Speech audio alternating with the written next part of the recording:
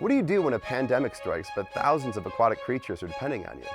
We called some Great Lakes aquarists to find out.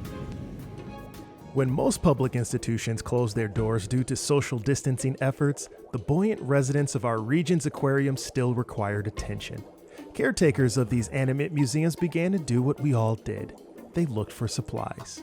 Jennifer Carter is the aquarist at the Aquarium at Tall Ships Landing in Brockville, Ontario. The first thing that crossed our mind was really to stock up on some food items for animals, because we weren't at that time it was really unsure what was going to happen. There really wasn't a whole lot of information, so that's the one thing that could really be unknown. Are we still going to be able to get food for our animals?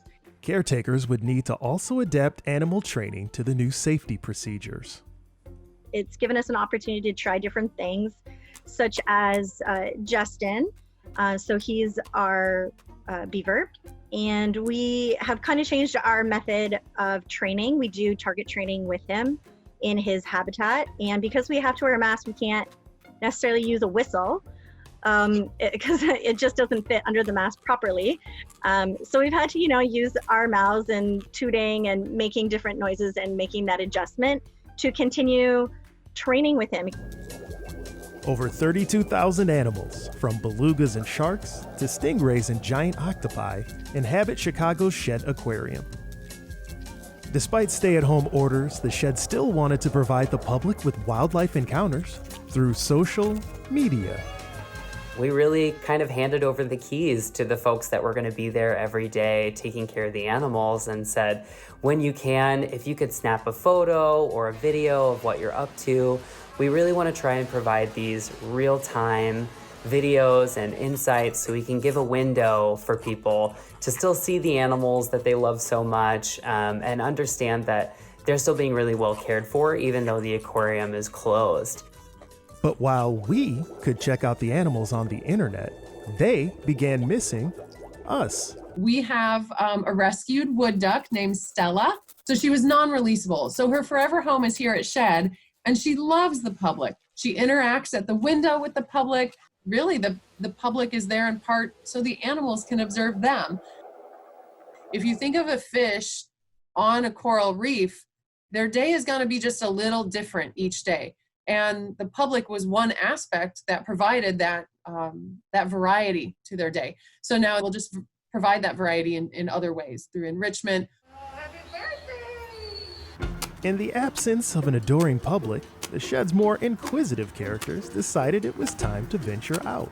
So a lot of our penguins love to find different things, to be curious.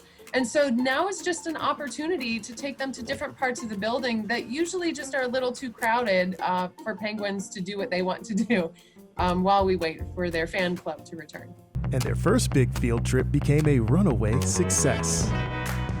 Who doesn't love to see a penguin and beluga say hello to each other? They speak two different languages, and neither one I am very fluent in. But I think it was pretty safe to say that both of them were happy with each other. One of the really cool things that we've seen out of this kind of penguin craze is the penguins are almost ambassadors for some of the other animals at the aquarium. And so when Wellington went to go see our Sturgeon Touch exhibit, it was a really great way for us to bridge and start talking about lake sturgeon and how important they are to the Great Lakes and how they're a prehistoric species. And it's really great to kind of leverage the excitement and the interest we're seeing online and kind of help people move beyond just like one group of animals and start talking about some other animals that maybe don't get as much of a spotlight normally. In Detroit, Michigan, another aquarium wanted to try a more experimental direction. Could a featherless, furless, wingless invertebrate headline as the main act? People, on average, may not necessarily feel connected to Madagascar hissing cockroaches. However, presenting them in a more whimsical, lighthearted manner might, maybe create some connection. Seeing them go around the tanks just as you might do if you were at the aquarium. The Belle Isle Aquarium is the oldest in the nation. Designed by the lauded architect Albert Kahn, the historic interior features opalescent tiles that make you feel encapsulated underwater. Drawn to the awe-inspiring space, visitors can sometimes overlook less traditional members of the menagerie. Aquarists saw the shutdown as an opportunity to introduce patrons to a bug's life. I find that when people are at home wanting to experience the outside, that they are willing to maybe watch videos or an interest in learning about things maybe they wouldn't typically learn about. So I think that the cockroaches may have drawn people in that way. But I really think that once you get to know one of these cockroaches, they're not as gross and scary as a lot of people think. Whether a precocious penguin or a coquettish cockroach catches your fancy, these videos are helping promote a much-needed sense of unity for public institutions. We had an interesting partnership with the Lyric Opera of Chicago, where they provided some original scores that we paired with one of our penguin videos, which was truly epic and so interesting and something we've never done before.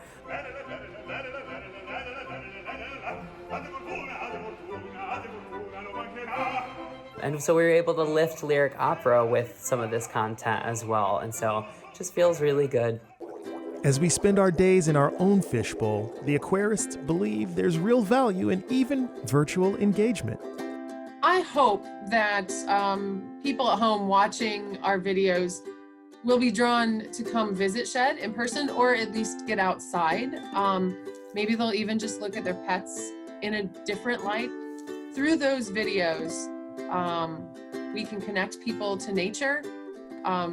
That's the goal. That's what it's all about. But if you especially miss seeing our aquatic friends up close, the longevity of the nation's oldest aquarium is a reminder they're not going anywhere. I think that this is definitely, like with everyone, a transitional period, but also a great opportunity for growth. The aquarium has withstood pandemics for over 100 years now, and I don't think this one will be much different.